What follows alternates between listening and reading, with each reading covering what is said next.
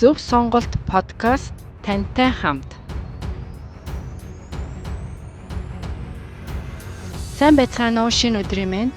Өнөөдрийн дугаараараа удамшлын трама буюу үүнээсээ хэрхэн яаж салах талаар ярина. За гэр бүлийн хүрээнд ямар харилцаа токсик харилцаа гэдэг вэ гэхээр хажууд хүн рүүгээ өр хүүхд рүүгээ хашгичж орилох, зохиж зандрах, шүүмжилж доромжлох, хянад цагдах, тэднэрийгээ үгүйсгэх, үнгүйдүүлэх эдгээр зүйлүүдээс гадна үүний шаал эсрэг болох people pleaser буюу бусдын хэрэгцээг өөрсдийнхөөсөө илүүд үзэж, бусдыг өөрөөсөө илүү тавьж, бусдад үгүй гэж хэлж чаддгүй энэ зүйлийг хэлнэ. Мөн фиксер буюу бусдын алдааг уучлж, эсвэл өөрөө тэр алдааг өөрөө хийсэн мэт хүлээн авч түүндээ тэдний өмнөөс хариуцлага хүлээх, эсвэл бусдыг алдааг байнга засаж явдаг эдгээр зан үйлдэлүүд нь бас энэ токсик гэр бүлийн нэгэн илрэл байдаг. За эдгээр трама нь эцэг эхээс асран хүмүүжүүлэгчээс хүүхдүүд маань дадал болгон ямар шүүлтүргүйгээр ухамсаргүйгээр ингэж хүлээж авдаг. За жишээгээр хэлэх юм бол аав нь өөр хүүхдээ их зохиж зандарч хашгирч чанга дугаар хүмүүжилт өсгсөн бол мөн хажууд хүндээ их шүүмжлэлтэйгээр доромжлолтойгоор ханддаг бол үүнийг харж өссөн хүүхэд хүнийг хүснээрээ байлгана, хүннээс хүснээ аавна гэдэг чинь хатуу гараар хандаж ширүүн тогшин байж ижил авдсан байх гэсэн ухамсартайгаар өсдөг. За нөгөө өөр нэгэн жишээ олохоор ээж маань аавд маань үргэлж хүснийг биелүүлж хүснээр нь байдаг. Ингэж л ааваас хайр халамжийг авдсан байна. Энд чинь л хамтын амьдралын хайр юм байна гэдэг буруу сөрөг ойлголтыг авснараа энэ хүүхэд өсөж том болоод people pleaser болдог. Токсик эцэг эхийн чинь хүмүүжилсэн энэ хүмүүжил таныг хүүхэд насны травматай болгодог. Тэгээд энэ хүмүүжлэрээ та өөрийнхөө хүүхдийг хүмүүжүүлээд ингээд энэ үргэлжлээд цаашаа явсараад удамшлын трама болдог. За эцэг эхийн шийдэж чадаагүй асуудал, учрыг нь олж чадаагүй орхигдсон асуудлыг өөр хүүхэд нь л засаж залруулах ёстой байдаг. Тийм болохоор өөрөөрөө эхэлж өөрийгөө зөв залруулж удамшлынхаа трамагаа өөрөөрөө тастан зогсоох хэрэгтэй. Нарциссистик гэр бүлд өссөн хүүхдүүд эцэг эхийгээ хашгичж уурладаг, зохиж зандардаг энэ бүгдийг ингээд шууд хуулан аваад тэрийг ингээд дараа нь өөрийнхөө амьдралдаа үр хүүхдээ хүмүүжүүлэх гэр бүлийнхээ үнэтэй харьцахдаа ашигладаг. Тэгтэл зарим нэг хэсэг хүмүүс нь энийг нь бүр үзэн ядаж өсдөг. Тэгэд би гэр бүлтэйгээ ингэж харьцахгүй өөр хүүхдээ ингэж хүмүүжүүлэхгүй гэсэн үзэл бодолтой байдаг. Гэсэн ч тэд өөрсдийгөө асар ихээр шүүмжилж, өөрсдийгөө асар их голж, өөрсдийгөө маш их хатуу ханддаг. За энэ нь бол яг нөгөө нарциссик эцэг эхээсээ шууд хуулж авсан дарангуулал биш ч гэсэн шал өөр аргаар хийж байгаа дарангуул буюу удамшлын трама л байж байдаг. За зарим нэг хэсэг нь болохоор хань ижил өөр хүүхдэд зохиж зандрахгүй үг хэлээр доромжил зөхгүй ч гэсэн тэднийг шүүмжилж өөрийнхөө хатуу үжил бодлоор удирдах, тэднийг тусдаа өөрийн гэсэн хүн гэдгийг өгөөсгөж байдаг байдал ч бас байдаг. За яагаад насанд хүрсэн хүүхдүүд нарциссистик эцэг эхээсээ салж чаддгүй, холбоогоо тасалж чаддгүй, тэднийгээ уучлж чаддгүй гэхээр дараах хоёр шалтгаантай байдаг. За нэгт нь нөгөө насанд хүрсэн хүүхэд маань өөрсдийгөө би энэ хүний хүүхэд нь хэвээрээ гэдэг бодож явдаг ухамсартай нь холбоотой. За эдгээр хүмүүс насанд хүрсэн хүүхдэд маань эцэг эх маань хэдий оройтсон ч гэсэн намайг ойлгоосай, намайг хайрлаасай, надаас уучлал гуйгаасаа, намайг хинбэ гэдгээр минь хүлээн зөвшөөрч аваасаа гэдэг тийм фэнтези байдаг ухамсартай нь холбоотой. За фэнтези гэдэг маань уран зөгнөл буюу гордлох хүсэл мөрөөдөл ирээдүйд хизээч биелэхгүй буюу биелэх маш бага магадлал багтаа одоо тийм хүсэл мөрөөдлийг хэлж байгаа байхгүй юу. Тэгээд эндээ ингээд баригдчихдаг, энийгээ тавьж явуулах сонирхолгүй эндээ баригдснаасаа болоод ингээд энэ токсик нарциссик эцэг эхээсээ ингээд салж чаддгүй, эднэрийг ингээд бас уучлж чаддгүй яваад идэх байх нь. Хэрвээ та энэ одоо үзэл бодол фэнтезигаас салхал юм бол та одоо энэ цагта энэ травмаганаасаа их хурдан салж одоо хувь хүнийхээ хувьд их асар богинохон хугацаанд энэ дэвшилтэнд хүрдэг шүү. За хоёр дахь нь болохоор насан турсан хүүхэд маань эцэг эхээсээ намайг гэх ёстой гэсэн одоо хэрэгцээгээ хасах хэрэгтэй. Энэ ухамсараасаа салах ёстой. Жишээ нь одоо хичнээн би одоо насанд хүрсэн ч гэсэндээ эцэг эх маань намайг анхаарч надад туслах ёстой гэсэн энэ ухамсарыгаа өгөөхий гэсэн үг. За эцэг эх бол одоо хүүхдийг 18 нас хүрэхэд одоо таны эцэг эх болох ёстой. За энэ ялангуяа одоо энэ хэрвээ эцэг эх нь одоо нарциссик хүмүүс байгаа бол те илүү их анхаарч үзэх хэрэгтэй.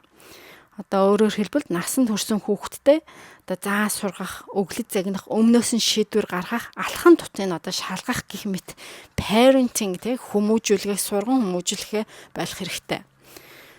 Эцэг эх нь одоо хүүхэдтэй өгсөн травмагаа одоо хожим нь ухаарч хичнээн одоо уушлал гуйсан ч тэр нь травмаг нь одоо засаж залруулдаг. Энэ травмагаа одоо тэр насан турсан хүүхэд нь өөрөө л засдаг.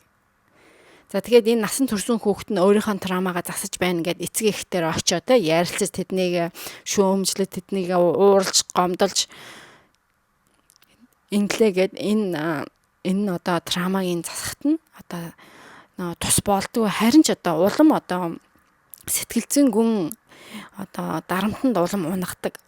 Одоо яагаад гэхээр нөгөө насан турсан хүүхэд маань одоо дотроо за би эднэрт ингээд гомдлоо хийлээд эднэрт ингээд уурлаад агсарахаар эднэр эргүүлээд надаа ийм төвшний хайрыг өгч, ийм төвшний уучлалыг өгч ингэх ёстой гэдэг тийм өөрийн гэсэн тийм хүсэл зориг фэнтези тийм юутай гордлоготой байдаг байхгүй юу.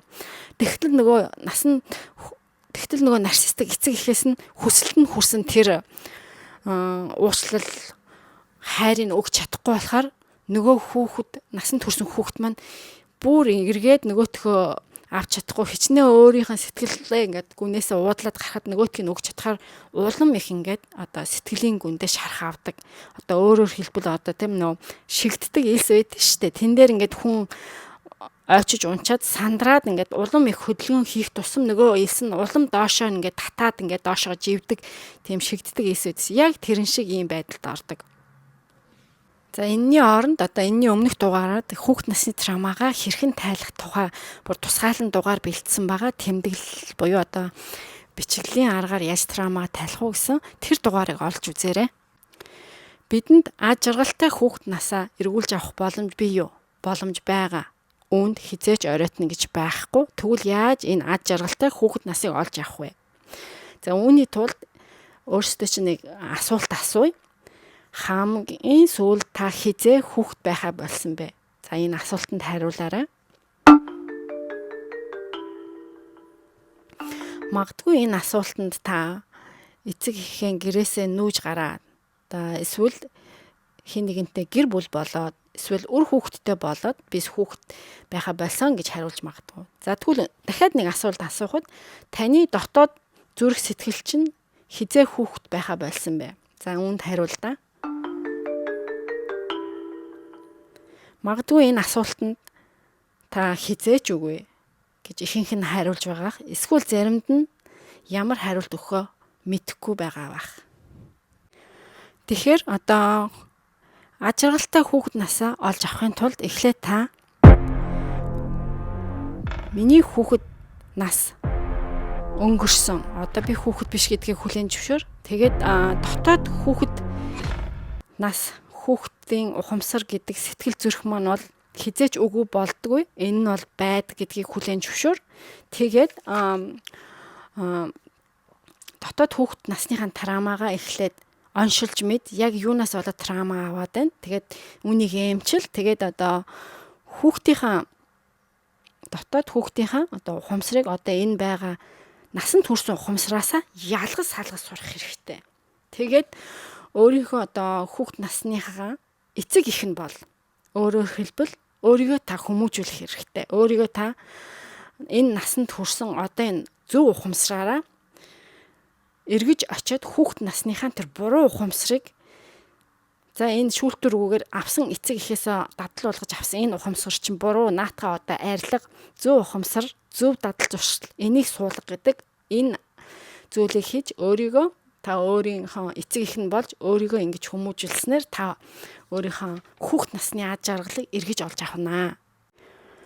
Тэгвэл өөрийнхөө дотоод хүүхдийг хэрхэн яаж эдгэх вэ? Бид өөрсдийгөө их шүүмжилж, өөрсдийгөө их доош хийдэг.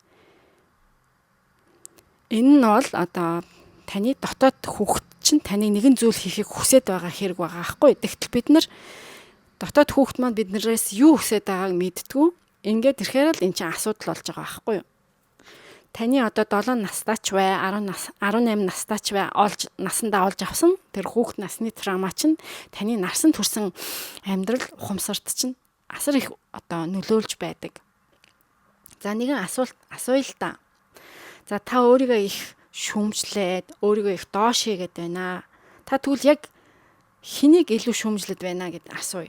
Та дотоод хүүхдээ шүүмжлээд байна уу? Эсвэл та насанд хүрсэн өөрийгөө одоогоо шүүмжлээд байна уу? Тэгвэл ялангуяа ихэнхдээ дотоод хүүхдээ шүүмжилж байдаг. Насанд хүрсэн та өөрийнхөө ухамсараараа дотоод хүүхдийнхаа одоо ухамсарыг өөрийнхөө эцэг их нь болоо шүүмжлээд байдаг. Үүнийг хүмүүс олж харж чаддаггүй. Энийг одоо хүн болгон бүх зүйл дээр хийдэг. Ингээд өөрөө өөртөө тэмцэлддэг. Энэ нь тэгээд тухайн хүнд одоо сэтгэл зүйн их өвдөлтийг өгөөд улмаар энэ өвдөлтөд тэсгэн улмаас болоод энэ уур хилэн стресс, депресс ингээ хажуугийнхаа хүмүүстэй ингээ гаргаад яваад явандаа энэ ингээд үр хүүхдэд нь нөлөөлөд ингээд удамшлын траума болоо явдаг байна. За жишээ нэг бизнес хийх сайхан санаа байя гэж бодъё л да. Энэ бизнесийг хийснээрээ та ингээд амьдрал ахуйч нь дээшлэх гээд байдаг. Тэгээ яг хийх гэхээр ингээд дотроос ч нэг юм айдас түрээд яна би энийг хийж чадахгүй нэ.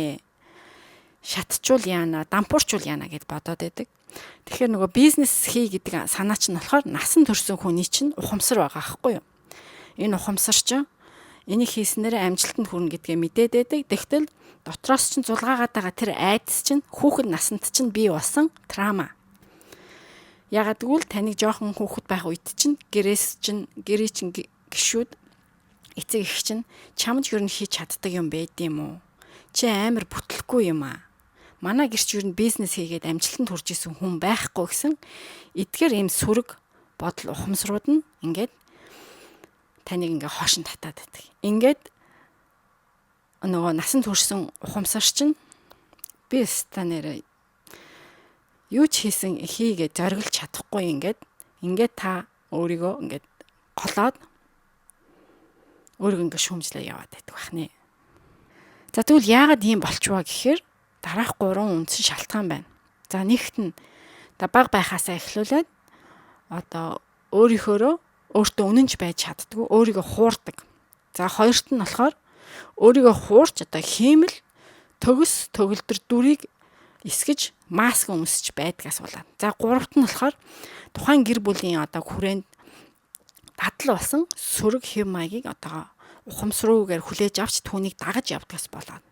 За энийг жишээгээр тайлбарлах юм бол за та багада одоо урлагийн хүн болох хүсэлтэй ажилтай. Тэгтэл энэ чинь эцэг их чинь зөвшөөрдгөө. Чи ямар авьяастай, чи яаж чаддیں۔ Манад ийм авьяастай хүн байхгүй. Манай гэрийнх нь урлагийн хүн болох биш, харин одоо эдийн засагч юм уу хуульч болох ёстой. Манайх энэ төрлөөр ингээд төрөлжөөд ингээд удамшаад явсан. Энийг чи даах ёстой гэдэг. Тэгээ нөгөө хүүхэд маань яах вэ? Өөрийгөө ингээд хуураад өөрийнхөө хүсэл сонирхлоо ингээд цааш нь далт хийгээд эцэг эхийнхээ хайрыг татахын тулд эцэг эхийнхээ сонирхол байхын тулд ингээд өөрийнхөө хүслээ үгүйсгээд ингээд эцэг эхийнхээ сонирхолтой зүйлээр ингээд өөрийгөө хүчилж тэрэндээ төгс төгөлдөр дүрийг үсгээ явдаг. Тэгээ энээсээ болоод энэ хүүхэд маань ингээд насанд хүрэхээр өөрийгөө голдог, өөрийгөө шилдэг, өөрийгөө шүүмжилдэг ийм хүн болдог байна. Тэгвэл яагаад өөрийнхөө байж чаддгүй юм бэ? Гэхээр та хүүхэд байсан. Хүүхэд амьд гарах шаардлагын үүднээс одоо эцэг эхээсээ бүрэн бус хамааралтай байдаг. Тэгээд нөгөө эцэг эхийнхээ анхааралд байж тэдрээс авах ёстой амьд гарах хэрэгцээгээ авахын тулд тэднэрт таалагдахын тулд ингээд өөрөө ирэхгүй ингээд хүүхдүүд өөрсдийгөө өөрчлөөд өөртөө үнэнч байхгүй эцэг эхтэй таалагдахын тулд ингээд худлаа маск өмсөж одоо төгөлтөр дүрийг бүтээгээ яваад идэх одоо холбоотой байгаа. За тэгээд энэ өөрийнхөө байж чадахгүй энэ зүйл нь биш штэ. Ах эгчтэнд байдаг, эцэг эхтэнд ч байдаг, өвөө эмээд нь ч байдаг болохоор ингээд бүр удам дамжсан хэвийн үзэгдэл мэт болцсон байдаг болохоор ингээд удамшлын трама нь ингээд үргэлжлэл яваад байдаг бахны.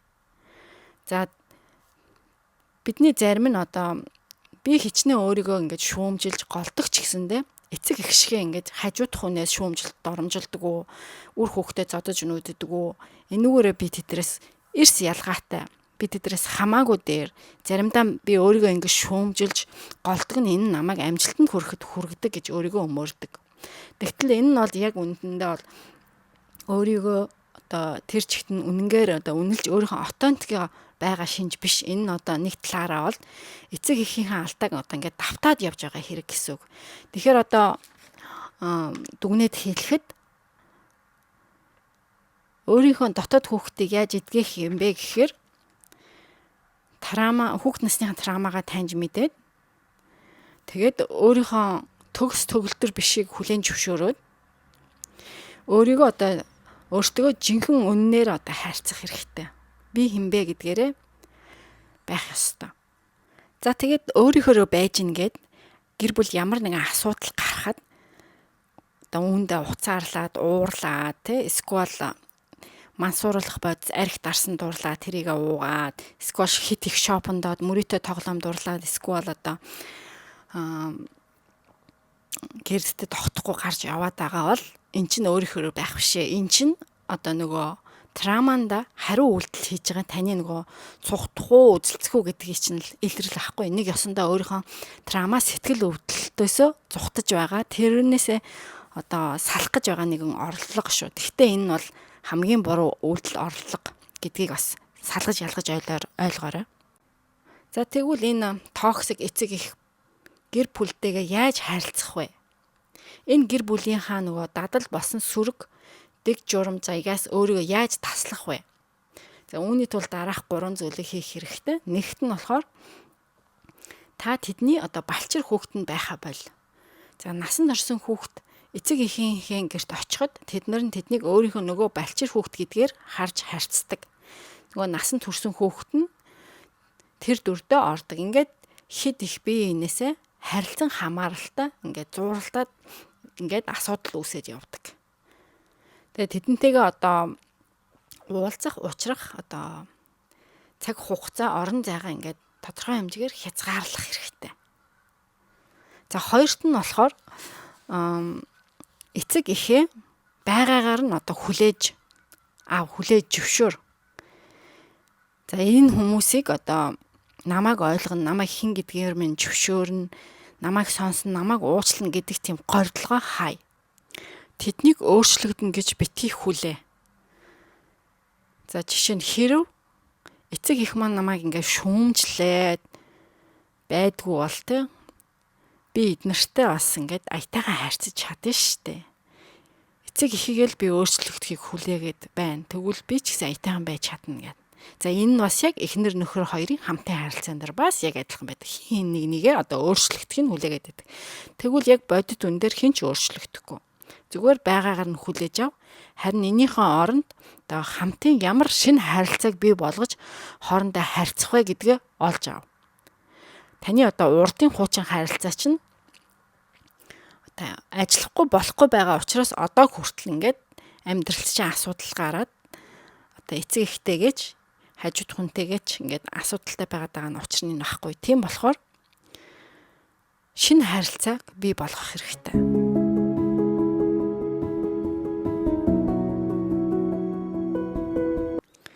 За гуравт нь эцэг эхтэйгээ насан турсан хүн шиг харьц. Тэдний одоо би хүүхдэн гэдэг үүднээс биш. шал өөр хувь хүн насанд хүрсэн гэдэг шиг харц. За эцэг эхээсээ ингэж асууж болно. Ямар орчинд өсөж төрсөн бэ? Эцэг эхээ чинь харилцаа чи ямар байсан бэ? Тэдний харилцааны ямар харилцаанд тань таалагддаг байсан бэ? Ямар нь огт таалагддаггүй байсан бэ гэж ийм асуудлыг асууж ийм насанд хүрсэн шиг байх хэрэгтэй. За энэ маягаар одоо хажуудах хань ижилтэйгээ ч гэсэндээ ингэж харьцаж болно. Энэ нөгөө хүнийхээ одоо сэтгэлийн гүнд хүрдэг байхгүй юу? Тэгээд нөгөө эцэг эх нь тэдэнд одоо бас яг хүүхдтэйгээ харьцаж байгаа биш. Тэднийг арай өөр насанд хүрсэн хүний одоо зүгээс олж хараад тэд нартайгаа одоо насанд хүрсэн хүнтэй ярьж байгаа юм шиг яриа эхлэх жишээ нэ. За тэгээд ихэнх тохиолдолд токсик эцэг эхтэйгээ ингээд та тэдний хүүхэд биш ингээд насанд хүрсэн байдлаар ингээд харьцах гэхээр энэ үед та энэ токсик эцэг эхээсээ өөдөөс чинь уурлах, хашгичих, амийн чин хорих эсвэл одоо огт өөртөө чинь дуурахгүй байх юм үзэгдлүүдийг хүлээж авна. За энэ үед нь та одоо ямар ч өөдөөс нь маргалдах, тэмцэлдэх хэрэггүй шүү. За тэгээд гэр бүлийнхаа нөгөө дадал болсон сөрөг занж аягийг таслах, түүнийгээ дагаж мөрдөхгүй болох үед чинь та одоо энэ токсик эцэг эхээсээ дараах 3 үе шаттай эсэргүүцлийг хүлээж авна. Ийм эсэргүүцэлтэй та тулгарна. За нэгт нь яагаад чи хийхгүй гэж, яагаад чи хийж болохгүй гэж, яагаад чи энийг даахгүй гэж, яагаад чи намайг сонсохгүй гэж гэсэн. За хоёрт нь болохоор тулгын шаардлага.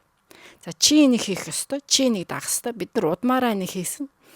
Үгүй бол би уурлна. Эсвэл битгий миний уурмыг хуглаад бай гэсэн ийм байдлаар тулгалт аав. За гуравт нь болохоор сүрдүүлэлт. Хэрв чи үнийг хийхгүй, хэрв чи үнийг даахгүй бол чи миний хүүхэд биш, чи надтай дахиж битээ харьцаарай, чи дахиж битээ ирээрэй, чи цэрчгтээ яваарай гэсэн ийм сүрдүүлэлтийг хийдэг. Хэрв энэ бүх эсэргүүцлийг та төлөв ухаалгаар одоо давж чадхал юм бол та гэр бүлийнхаа одоо дадал болсон тэр буруу хөвшил тарамаг одоо өөрчилж чадна. За үүнээс болоод одоо нөгөө токсик эцэг эх чинь ойролцоогоор ойрлж загиндгаар загина. Ингээд энэ асуудал улам юм зөрчилтэй болоод байгаа энэ үед бол та энэ эцэг эхээсээ илүү урт хугацаагаар зайтай байх үед хэрэгтэй. Энэ үед одоо эцэг эх нь одоо хүүхдээ энэ чихтэй ингээд алдах уу эсвэл өөрсдийнхөө нөгөө дадал тулгаад байгаа энэ дадлаа өөрчлөх үү гэдэг дээрээ одоо шийдэл гаргаж эхэлнэ. Эсвэл одоо эцэг эх чинь энэ хүүхдээ энэ одоо өөрчлөгдөж байгаа шинэ байгааг нь хүлээж авах уугүй юу гэдэгтээ одоо сонголт хийх хэрэгтэй болж байгаа. За эсвэл бүр шаарл эсрэгээр нөгөө токсик эцэг эх маань нөгөө насанд хүрсэн хүүхдээ чи ингээд хүний ачлал мэддгүү бид нар чамайг зовж өсгсөн чи амиа хичээсэн гэ янз бүрийн үгээр доош дорд үзэж дуудаж болно. За энэ үед нь та намайг ингэж харж байгаа чинь энэ таны л асуудал. Би үүнд чинь одоо дургуутсахгүй, гомдохгүй. Би бол өөрийгөө тэгж харахгүй байна. Би үүндээ итгэлтэй байна гэж хэлэх хэрэгтэй. Үүндээ ч та өөрөө итгэх хэрэгтэй.